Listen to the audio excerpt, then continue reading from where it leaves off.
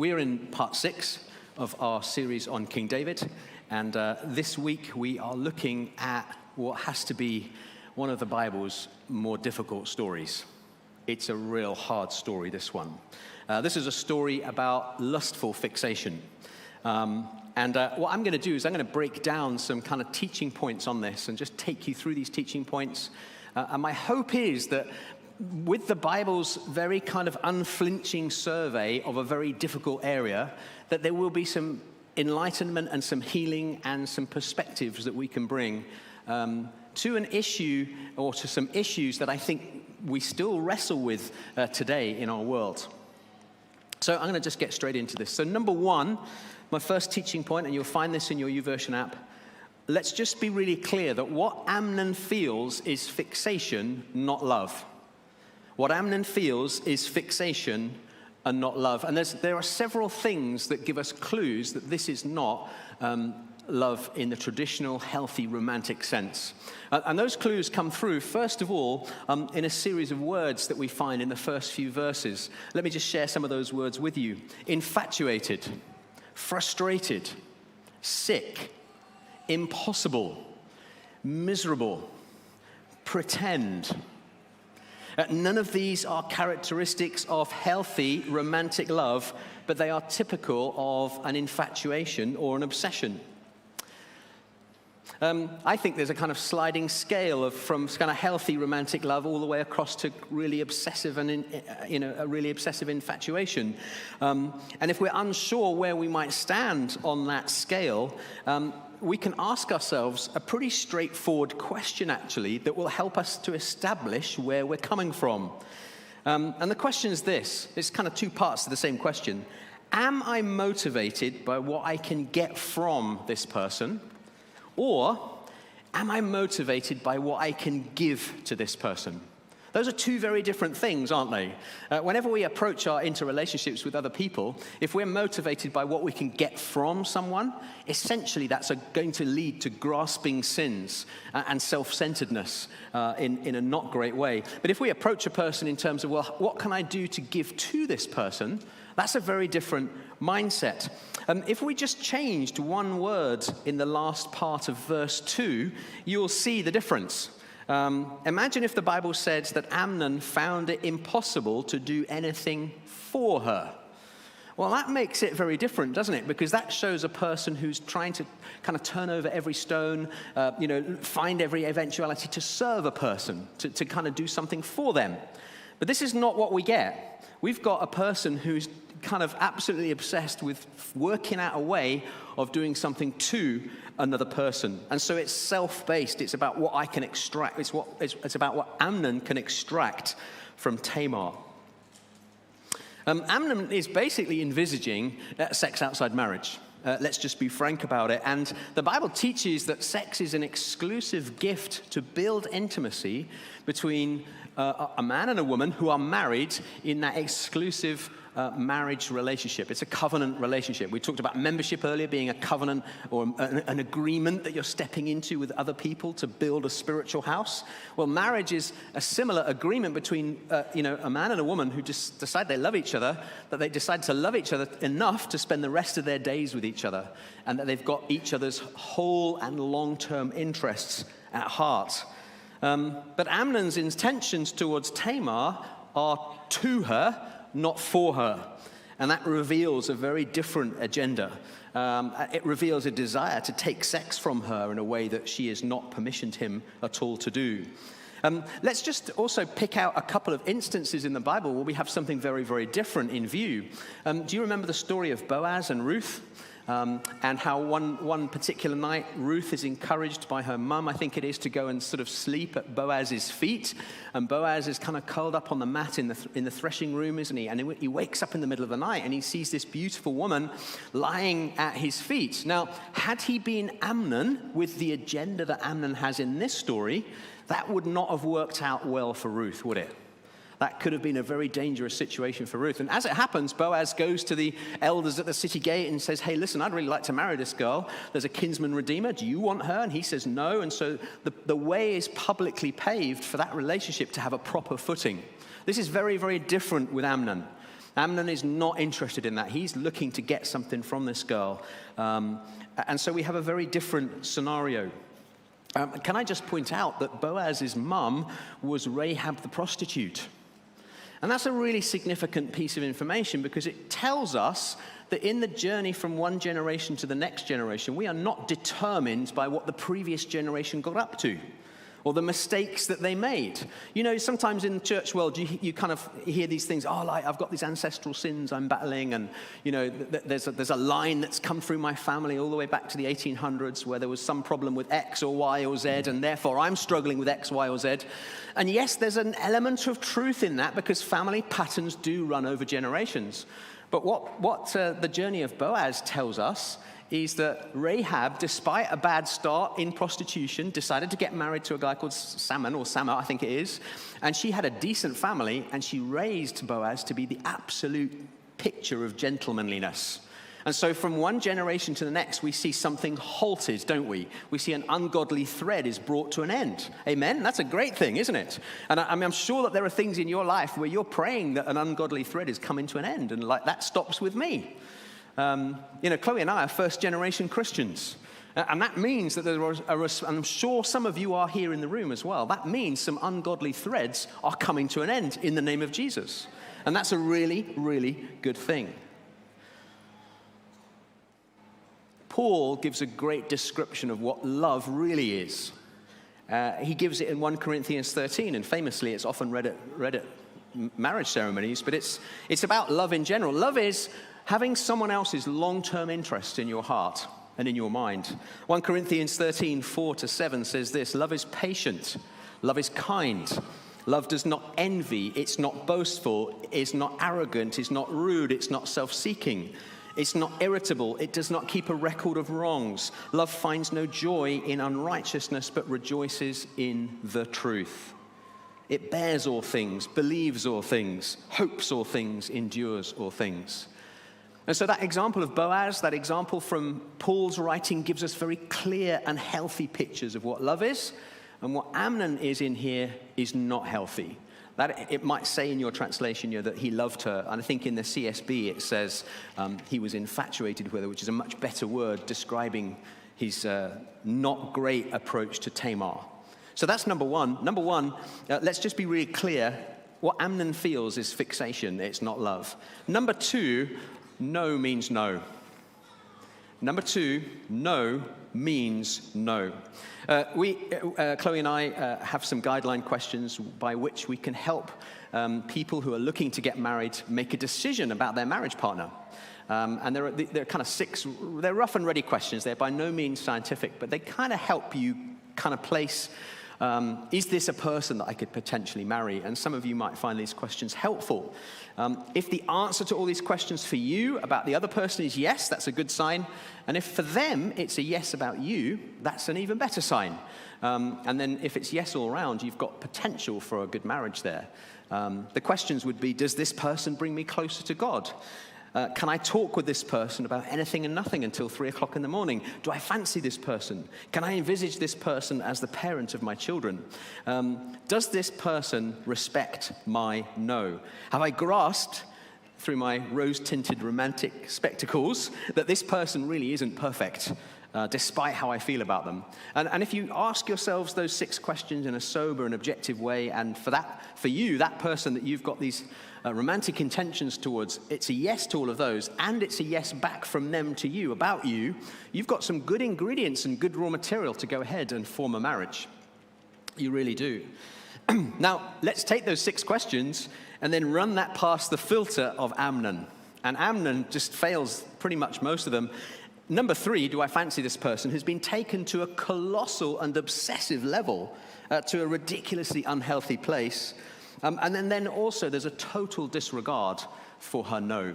And in fact, she says no very clearly, and he ignores that. Now, we have a very helpful video in our culture. You may have seen this. It's actually been produced by UK police. And what it does is it kind of couches the idea of consent, sexual consent, but it turns it into a little parable, and it talks about consent in terms of wanting a cup of tea.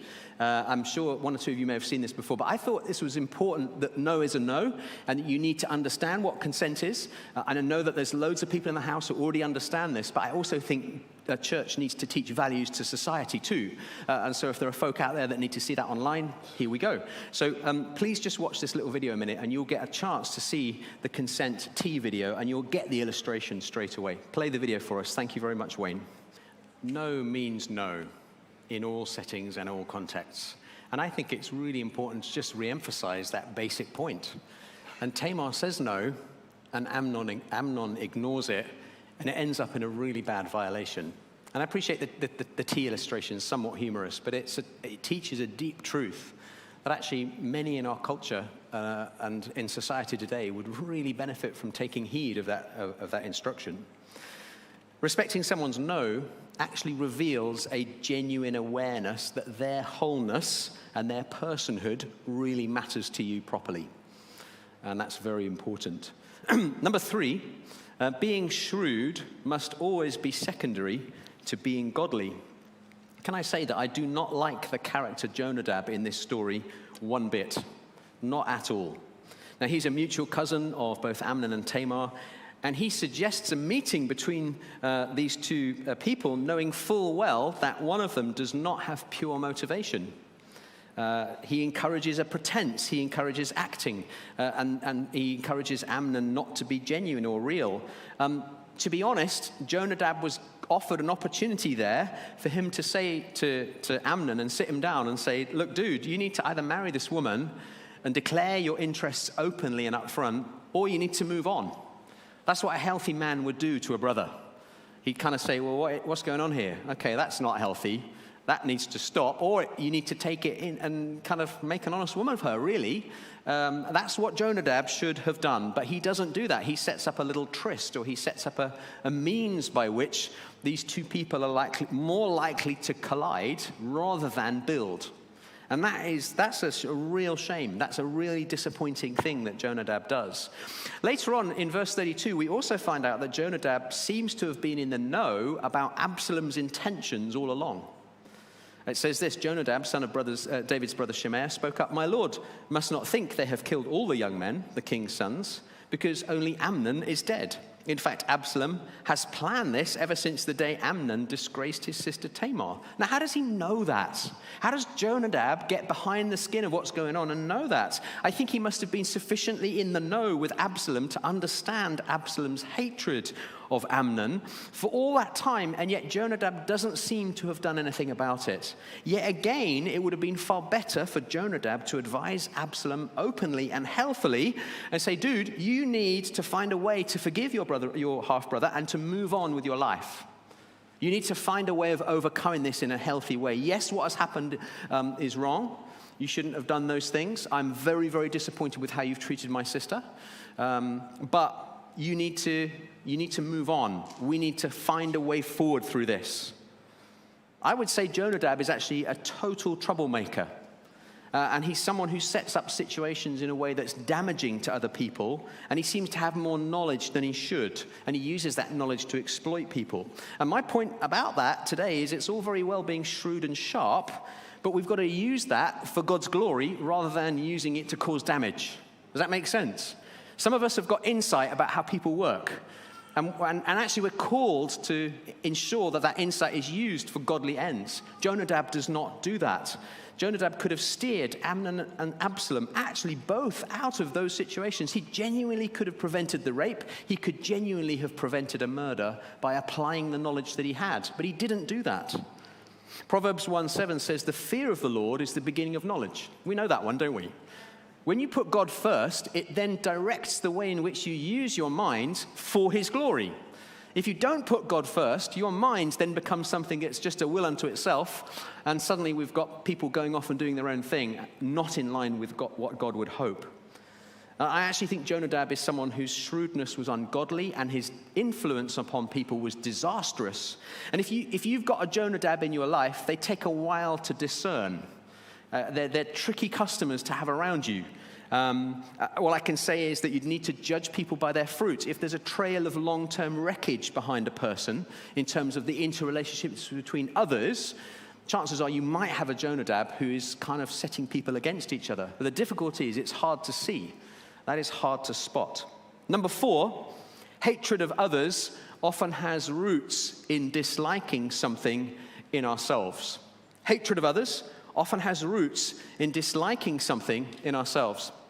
I don't know if you've ever watched football fans at a football stadium, and they're chanting away, aren't they, at the football fans at the other end of the stadium. And some of what comes out of their mouths is not very nice, is it? You know, comments on their mother, or comments on how useless their team is, or whatever it might be. And really, for 90 minutes, those two sets of opposing fans have got an opportunity to really shout out all the things that they really dislike about the opposing team. Now, there's something that goes on about football that is kind of set up in that way. It's obviously about the game. Of course, it's about the game. But it gives you 90 minutes of having a little holiday from focusing on your own bad stuff and projecting it all onto the other team and their fans. And that's why it's appealing, isn't it? Because you've got 90 minutes of going, hey, there's nothing wrong with me. It's all your fault down that end of the stadium. And that's why it's kind of appealing. Life goes into suspend mode for a bit, doesn't it? And you have some artificial criteria that allow you to feel a bit better for a while, and then you go back to the drudgery of life. That's some of the psychology going on here. But what's really going on there is actually there's just a pretense for a moment that there's not the same kinds of things in you as there is down the other end of the ground in the other fans, because actually most people are kind of the same. And the things we decry in our opponents are often things that we have in ourselves. What I want to say is I think that there's a switch that goes on in Amnon, which is a switch that comes from not wanting to confront the really grotty stuff that he's just done, and he puts it all on her. And so he's kind of got these lustful intentions towards her, he's got these thoughts, these desires, and then suddenly he's able to kind of see those through. And then, because he's seen those through, and that evil that's kind of birthed in him then comes out, he then kind of puts it on her and tries to blame her, because that's way, way easier than it is to confront it in yourself. Much easier to kind of go, well, this is all your fault. You caused me to do this. This is nothing, and so we have a tendency in our humanity to take away the things that are not right on the inside of us, and we put them on other people. And yet again, one of the themes that we find going back to again and again is the Garden of Eden. And didn't kind of Eve do that to Adam, and then Adam did that to Eve, and everybody blamed everybody else, rather than going, oh, okay, that's on the inside of me. There's a switch that goes on really, and it's cold and it's fast. 2 Samuel 13 says from verse 15, I think, so Amnon hated Tamar with such intensity that the hatred he hated her with was greater than the love he had loved her with. Get out of here, he said. And this is a horrendous switch, and actually she's a lot kinder to him and wanting to build something with him, maybe much more than he realizes, but he kind of rejects her. There's an awful verse where it says, verse 16 and 17, Amnon says, but he refused to listen to her. Instead, he called to the servant who waited on him, get this away from me. Get this away from me. That is a horrendous phrase to use about a person. I'm guessing he's saying it about the mess that he's made, but it could also mean get this, as in this lady that I've turned into an object of my own lust, get her away from me. And he's gone into seeing her as less than human. And I'm suggesting that's in there. And that's a painful thing to realize that he's done. So he's doing a transference. There's something that he has hated about how he has been, and he's put it on her. And I think that's something we've all got to watch in ourselves. We've got to be very, very careful with with ourselves, that we don't hate somebody for something that we actually don't like in ourselves. Very often, the most powerful forms of us disliking somebody is because they do a little bit of mirror holding to the seed of that in us. That's a painful reality. Just need to say it. Number 5, dialogue is nearly always better than silence to resolve conflict. Dialogue is nearly always better than silence to resolve conflict. Something happens early on in David's journey, which is quite interesting. When he goes to the battlefront, he takes those cheeses, doesn't he, to the field commander. He takes some gifts for his brothers, and he goes and asks about what's going on. This is when the whole thing with Goliath is going down. And he goes down to the front, and his brother rounds on him and says terrible things to him, like really insults him badly. It says this: when Eliab, David's oldest brother, heard him speaking with the men, this is about Goliath and the battle, Eliab burned with anger at him and asked, "Why have you come down here, and with whom did you leave those few sheep in the wilderness? I know how conceited you are and how wicked your heart is. You came down only to watch the battle." And this is the key thing. This is the beginning of a thread that I think that David really struggles with. "Now what have I done?" said David. "Can't I even speak?" Or in the CSB version, it says it was just a question. And so what I'm seeing here is a little bit of a family system for David, where there's maybe a lot of powerful characters in his family. He's one of a large number of brothers, and certainly the eldest brother is not impressed with David and puts him right down, puts him totally in his place. And of course, that's a dynamic that means you clam up. How many times have you been in an environment where there's a very strong character, and then you just kind of not really fully said the thing you were going to say because you know that the rebuke is coming or the put down is coming, and so you tend to back off and you're quiet. And I think David struggles with that. Just a tiny little snippet.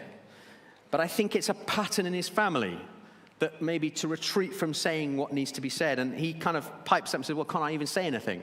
And that tells me that perhaps that's a pattern from before, that he would always be the last to get something said. And so maybe healthy dialogue wasn't a standard in David's family. Just suggesting that. You can make a case that maybe I'm taking it too far. But listen to what then happens later on. We see this happening again and again in 2 Samuel 13, not just with David, but also with Amnon and with Absalom. Absalom actually counsels Tamar to be quiet. It says, 2 Samuel 13:20, her brother Absalom said to her, "Has your brother Amnon been with you? Be quiet now, my sister. Don't take this thing, he is your brother, don't take this thing to heart." And Tamar does take it to heart, though, and she lives as a desolate woman in the house of her brother Absalom. I want to question the wisdom of Absalom saying to Tamar, "Be quiet."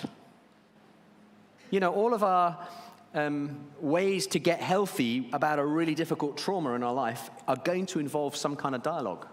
They're going to involve some kind of talking with the right person and with the right support and in the right setting. And so for Absalom to counsel his sister to be quiet is not a healthy thing to do. That's not healthy. We also get further on, 2 Samuel 13:21, when King David heard about all these things, he was furious. Now, a healthy person you'd then see another verse saying, "And he summoned Amnon to the palace and had it out with him." What on earth were you doing? Would have been a healthy thing to do, actually. But you don't see that. It stops there. He's just angry. Doesn't go anywhere. And then it also, Absalom, very next sentence, Absalom didn't say anything to Amnon, either good or bad, because he hated Amnon. But he doesn't talk. And so what we have is potentially a family system that doesn't talk very much or doesn't allow healthy dialogue. Then we have a king who's furious but unable to say what he needs to say. And then Absalom counseling his sister to be quiet, and then Absalom not saying anything to Amnon. It's a pretty dysfunctional picture based on not talking properly or not talking in a healthy way. We have this thing in our team and on staff and amongst the elders of something called a crucial conversation, which is that we need to have a difficult conversation because there's something a little bit sensitive that we need to raise or we need to talk through. And we're recognizing that in a crucial conversation, the opinions differ, the stakes are high, and the feelings are strong. I bet every single person in this room has had a crucial conversation. Yeah? Where you've gone into a conversation and suddenly the adrenaline's flowing and you're like, "Why is this adrenaline flowing?" Oh, okay. We're into a crucial conversation. We have a big difference of opinion here. The stakes are high and the feelings are strong.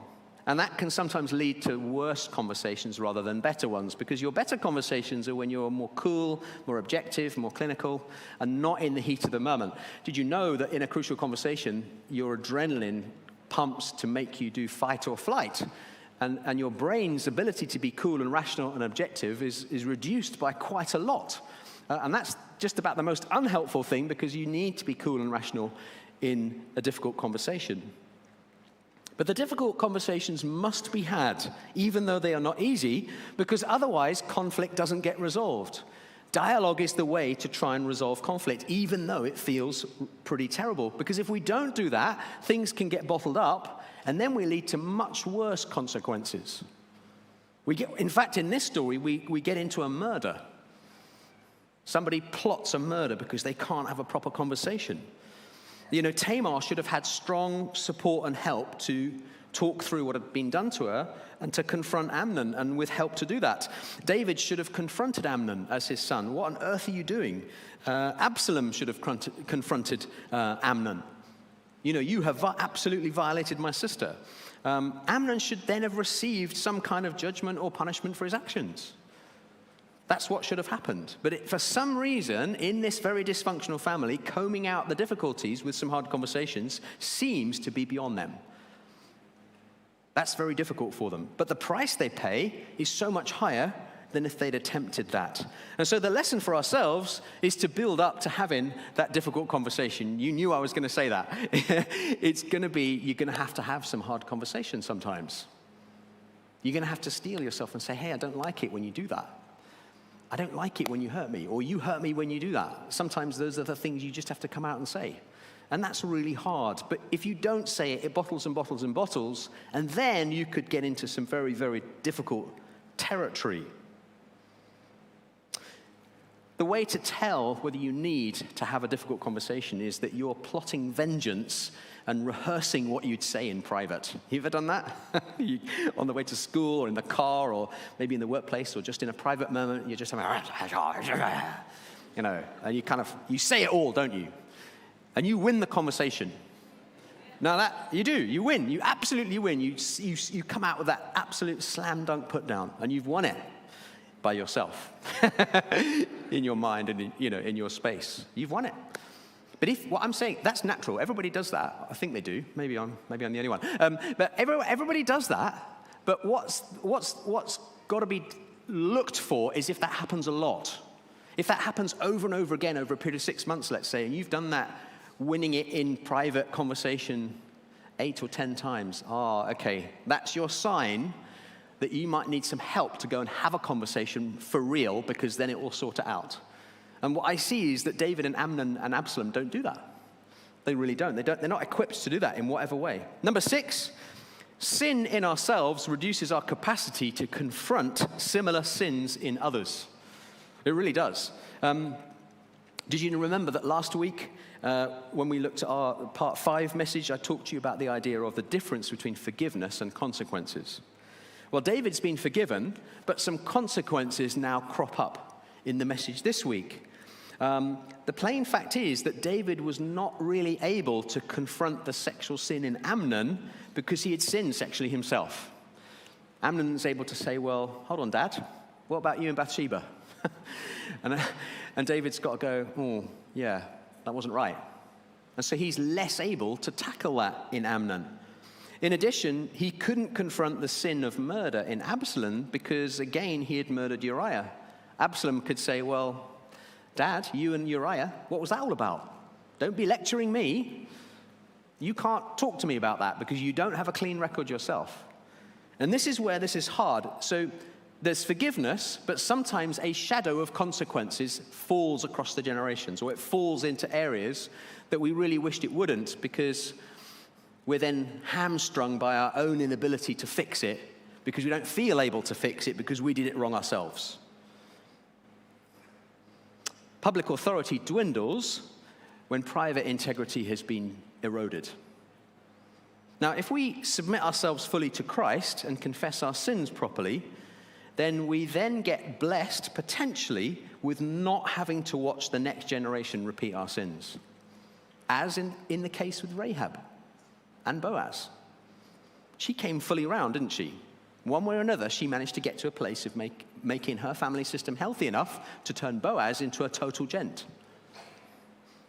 Number 7, and there's only one more after this, work towards reconciliation, not vengeance. I find it very disappointing and disturbing that not only does Jonadab miss an opportunity to bring Absalom round and talk to him about that, but that actually Absalom sets up a revenge something for revenge or vengeance over a 2-year period, and then he carries it out. That's pretty chilling, isn't it? Imagine if you'd done something really terrible to somebody and then they spent 2 years working out how to kill you for that. I mean, that's just awful, isn't it? Nobody needs that. We really don't. I mean, that's why the title of the sermon today is called Fixation and Fury. We've got Amnon's fixation, and then we've got Absalom's fury. And that's why we have that title. Absalom devises a social setting in which he can get his own back and avenge his sister. I actually think David might have suspected a little bit of that, and David could have said a little bit more to protect that. And so when Absalom says, oh yeah, can my brother Amnon go with us to this sheep shearing convention, whatever that was, which seemed to have been set up in order for this to happen, David really ought to have gone a little bit further, because he says, doesn't he, I think it's 2 Samuel 13, between 25 and 27 there, it says, the king asked him, why should he go with you? There's a little bit of a flicker of suspicion there, isn't it? And if you're a dad and you've got 2 sons that are totally kind of at each other's throats about an issue, do you really want to send them off together? I don't think that was too wise. But David doesn't feel able to speak into that properly. And so he lets Amnon go, and then we suddenly find ourselves with a murder. God needs to be the broker of your justice. God needs to be the person that you take your wish for vengeance to. You must not take vengeance into your own hands. Tempting though it is. So tempting to be the executor of the justice system of you, isn't it? And to come out with the stuff that sorts out everything and puts everything right, and you be the person that does it. That is not what the Bible teaches. The Bible teaches very plainly, give your issues to God and let him be the executor of justice on your behalf. Hard though that is, he will do it way, way better than you, not least because he can see everything. He sees all the chess pieces on the board. You can just see your little bishop there, and you just want to move and take that queen down. Don't do it. Let God organize the game for you, because he's way more merciful, way more insightful, way more kind, and he will deal with it for you so much better than you will. Romans 12, 17 to 21 says this, do not repay anyone evil for evil. Give careful thought to do what is honorable in everyone's eyes. If possible, as far as it depends on you, live at peace with everyone. Friends, do not avenge yourselves. Instead, leave room for God's wrath, because it is written, vengeance belongs to me. I will repay, says the Lord. And in that, you can trust that the Lord will do it really, really well and really, really fairly and really mercifully. I'm going to ask the worship team just to come up and join me. Thank you, Kevin. Thank you, team. And the last point, this is quite a subtle point, and actually, you can interpret this a couple of ways. You might want to disagree with me on this. In fact, a lady in the first service wasn't sure, came and talked to me about it afterwards, and fair play. She had a good point of view. Number 8, resist the temptation to define your family by your interior drama. Resist the temptation to set things up in your family that are kind of like a memorial to your big struggle. Now, what am I saying by that? We need to just jump forward into 2 Samuel 14:27 to understand that, where it says 3 sons were born to Absalom and a daughter named Tamar. So Absalom has gone ahead and named one of his own children the same name as his violated sister. Now that is a really strange thing to do. Now, maybe he was wanting to say, okay, you're going to come back from this, sister Tamar, and a new start is possible. And look, there's this little girl, and she's going to represent your new start, which was in essence what the lady in the first service wanted to try and tell me, I think. I still maintain that that's not a super healthy thing to do. Why are you defining your next generation by your struggle and by your thing that you had a real difficulty with? Oh yeah, little Tamar. Yeah, we called you that because your auntie had a real difficult time and we just wanted her to feel better. What? I don't think that's so healthy. Can I just put it out there?